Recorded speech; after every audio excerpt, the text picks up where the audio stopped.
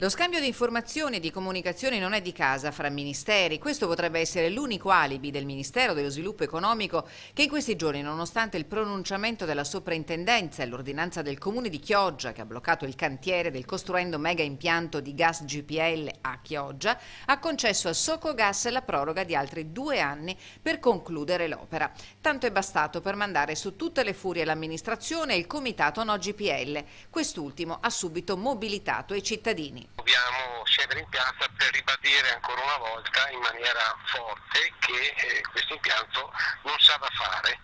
Il cantiere è chiuso e così deve rimanere, tuona Roberto Rossi, che sottolinea come la proroga Socogas non autorizza la riapertura del cantiere. È una guerra fra ministeri, insomma, e questo lascia un po' perplessi sostanzialmente. Il comitato No GPL assieme all'amministrazione guidata dal sindaco Alessandro Ferro hanno già avviato proprie azioni legali per contrastare il ricorso al TAR che Socogas ha già consegnato contro l'ordinanza comunale che ha messo i sigilli al cantiere, richiesto il ripristino dello stato dei luoghi dell'area di Punta Colombi in località Baldario, compresa la demolizione delle opere già realizzate. Non sarà l'unica perché all'interno di tutto l'iter autorizzativo noi abbiamo rilevato tanti altri elementi di criticità che con il nostro legale insomma perseguiremo.